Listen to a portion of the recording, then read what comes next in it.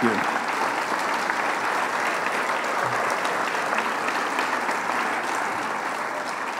Thank you. Thank you very, very much. And good evening, Kentucky, because this is your night. And as I sat upstairs and I watched the champions, the inductees and the former inductees, and listened to their humility and to listen to their success and to listen to those who presented them and see the commonality of love and respect and caring. But a great gentleness was also there, and an humbleness. My wife and I truly enjoyed it. And to share the pride that you have in your state, it's very unique and very special. And to have Paul Horning be up here as a stand-up comedian is such a wonderful thing for me, because we are truly friends on an individual level. Throughout the years, Paul has always looked out for me and thought about me in the proper way. So I thank you, Paul. We're always going to be that partner in the Willie Wood situation that we worked on. We're always going to try to do those things together. And to all of the inductees, I congratulate them truly from my heart, because their stories were so touching. And as one of our speakers said, you know, they all had to overcome, and they all overcame and became successful. And when you listen to Miss Collier, as I told her earlier, that was poetry. She said so many wonderful things in such a wonderful way, I just did not believe she was talking about me. But Kay, thank you so much. And to receive this award is a wonderful thing, but it's a greater thing just to give me this platform for a couple more minutes to do a little of what I just did, give other people credit and give them recognition and let them know that as a superstar, supposedly superstar, I can look back and look at them, share their greatness, not compare, as so many people in the media want us to do, but to recognize their individuality, their contribution, and to know that it's from their heart and it's not to be measured by talking to them about someone else's success, because we're all champions. And to all of you who are supporting this affair tonight, when I sit up there and watch these champions and I think of Mr. Minifield and his wife and Kay and all of the committee and the board members, I really think of you, because without your participation, it could not be successful. So I want to thank all of you for being here and for your support. Now, bear with me for 1 minute, and then I'm going to be moving away from the podium. My life has sometimes been very controversial, and sometimes I've been, as people say, hard to understand. And I could buy that, and I can understand it, because America has been an uneven country, the greatest country in the world, but there have been times that it's been difficult for people, difficult for minorities, difficult for women, but a great country. And so in trying to find a way to maintain my manhood and my dignity and my integrity, I had to stand up against certain things. And sometimes that's not popular, but you have to have the courage to do that. And you know that in time you will be proven correct. But sometimes it takes time, and sometimes that takes courage. So here I am in front of you, and I'm going to say there's a man that I have to tell you about.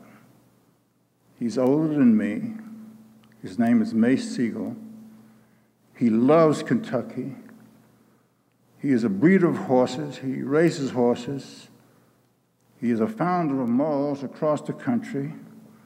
And about 2 years ago, when America was struggling economically, he stepped up in his philanthropic way and made sure that we were able to exist, and made sure that we could go into a city and prove that we could make that a model city down in California, and made sure that all of those individuals who were doing a tremendous job could still retain their salary.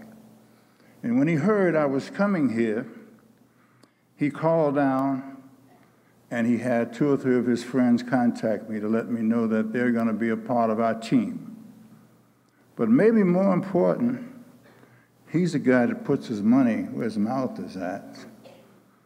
And Frank, the NFL Players Association, the Kentucky branch, will receive a $25,000 donation in Ray Siegel's name. So that's not bad. Okay. Thank you, Mace. He is our angel, and all the gangbangers and gangsters and so-called macho individuals who are really like little babies when you love them and care for them, they love him, and his legacy will be even greater than it has been as a tremendous man of the horses and a man of business. So once again, Mace, thank you. In my conclusion, let me say that in so many cases, we don't talk about the people that give you an opportunity to do your work. My wife is here with me tonight. We have 2 wonderful babies. And she and I met through this work. And she has really been impressed with me, really kind of because of the work. And she didn't really know I was interested in her too.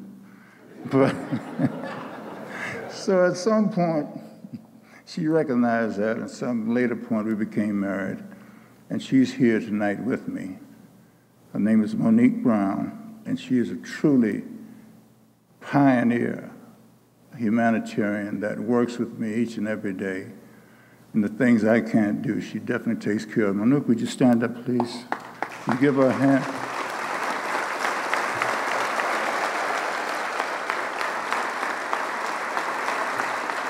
Thank you. So, in my conclusion, I go back to each and every one of you, and I genuinely listen to the words that you were speaking, and those words were wonderful to my ears. And well, the thing that I did not talk about was my coach, Blanton Collier, but to his family, and it seems like he only had ladies, because last night at dinner, it was so many beautiful offsprings and granddaughters, and I didn't see any men. Kay, is there any men in the family? Blanton was a true champion, a man of great genius, because he was the one behind Paul Brown who did those X's and O's and who was the technical genius. But I quoted him, I made a quote once about him, and I talked about the fact that he was a genius, technically, but what surprised me was his humanity. And he was a truly humane individual who treated football players like human beings and gave us an opportunity to voice our opinions and to be a part of the strategy of the game. And that was basically unheard of during those particular days, because I heard Paul Hornung say Lombardi was the greatest coach, but I know, Paul, you didn't get a chance to have an opinion on anything, did you?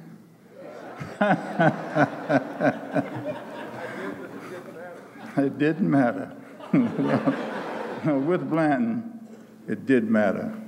And I'm truly proud to be here to receive this award, but I'm really happy to be here to be able to interface and to enjoy this humanity that you all are spreading around tonight.